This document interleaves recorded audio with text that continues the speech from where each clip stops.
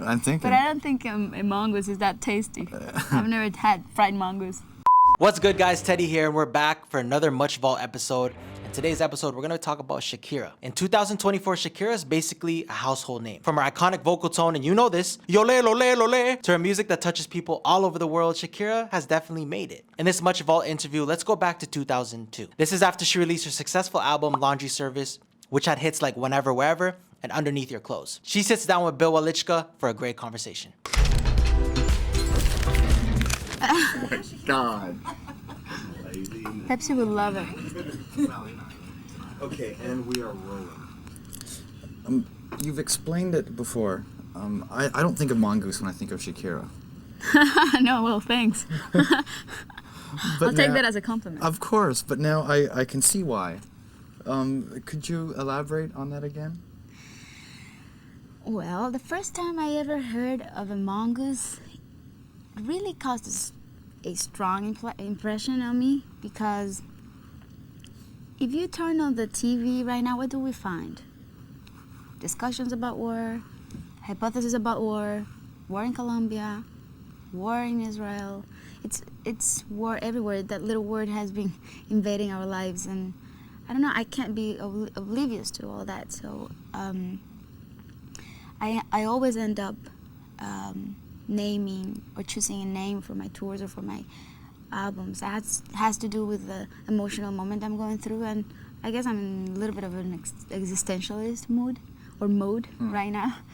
And when I knew that there was an animal, in this case the mongoose, that is able to defeat the snake with a bite, I thought, well, is there a hope then? Is there a way for us on Earth to bite the neck of hatred, maybe, which is the poison of our everyday life. Right.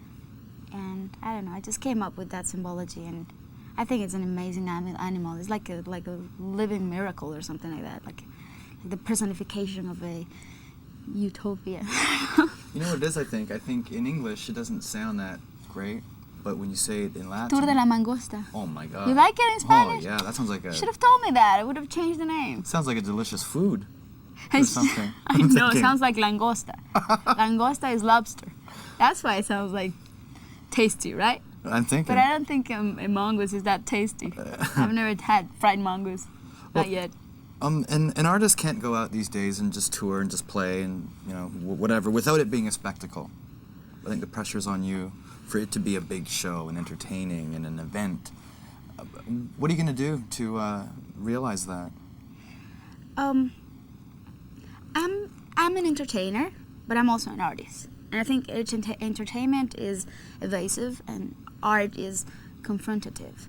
And I like the mix of both. I like to distract people, to entertain them, to make them have a fun time and sweat and scream and dance and sing along and all that stuff. But I also like to leave them fulfilled. And I think only art can do that. And the type of show I'm putting together has a bit of both.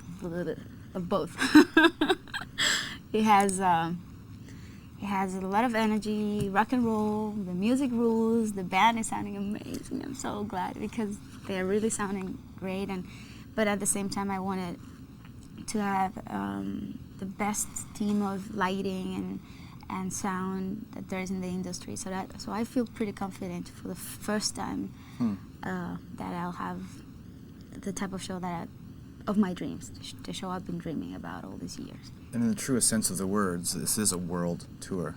It's a world tour, my first one. Yeah. Yeah, because I've been touring Latin America for the past 7 years, but it was never a world tour, and it's my first time it's gonna be my first time in countries like yours, Canada. My first real encounter with the Canadian fans and with the European fans and the American fans. And will you be barefoot for the whole tour on stage? no, I wish, because I love to perform barefoot, but I have a pair of boots that have been with me for 8 years, 7 years, and those are the only boots I can wear on stage. I haven't been able to find any other comfortable pair of boots yet, but I'm still looking for it. So if you know about a good shoemaker, I like the bare feet. let me though. know. Yeah, it's so comfortable, but I look so tiny on the stage when I'm without boots. I need a little help. It's very erotic, though, I think. What? To be honest, but no, well, look at the way you dance. Don't be shy about me saying it's erotic with bare feet when you dance like that. I'm the one that should be embarrassed. That's funny. Okay. A year ago. Next question. Okay. Well, it was like a year ago you were doing a showcase here in New York for the record. Yes. I remember that. My God, what a year. What a year. Yeah.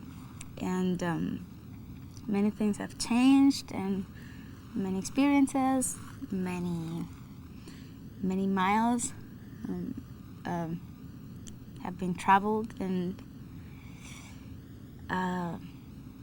much more than what I expected, you know? Mm-hmm. Good things, very good things, a lot of good things. I think a lot of people are going to be wondering, because this tour will take you until, I guess, the middle of next year. That's going to eat into follow-up record time. Mm-hmm. Meaning, after laundry service, You sound like Tommy Mottola. Do I? That's his job.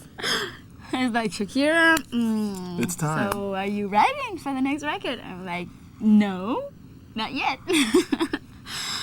I'm just concentrated on my tour right now. And yes, between you and me, yes, I'm writing. But No, there's no cameras here or anything. no, there's no Tommy around, right? But what was I gonna say? Oh yeah, I'm writing a little bit, but I'm moving slow. I like to take my time between records. You know, I don't like to rush. And so yeah, everybody knows that. At least the company knows that they won't have a new record until at least this tour is over. No. Well, when that happens, And I you probably are. want some vacation too. You got to squeeze in a couple days for that. You're going to hear the question over and over and over again when you do decide to release the follow-up, and that is, do you feel any pressure to match the sales of laundry service? So I'm going to be the first to ask you that now. Yeah, you are actually. You're being the first one to ask me that.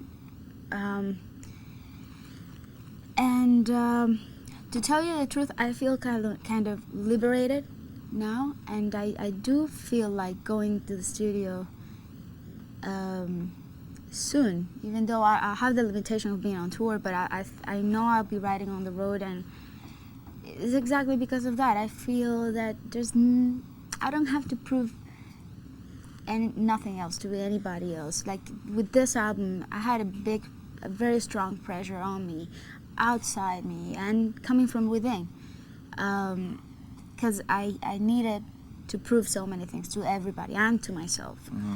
This time, no, I'm not in that mode. I really want to just have fun and do whatever I feel like doing with my music, you know. And I'm not saying that I didn't do it this way with this album, with Laundry Service. It did happen that way. I was lucky that my music didn't suffer all the pressures and all the torturous process of dealing with those pressures and fighting them. I think the music survived, and I survived too. I'm alive and stable. But I think next album will be easier because I'll be liberated. If Tommy is calling too much, just tell him soon. Relax. Soon. Okay, I put you on the phone. Okay, yeah, right. Maybe the bare feet in Toronto, and I'm thinking. What? Maybe your bare feet in Toronto at least. In Toronto? Yeah. Okay. I'll go like this. When I'm barefoot on the stage, I'll go like this. Okay. And you know, I'm talking to you. All right. Thank you. Good to see you again. Good to see you too.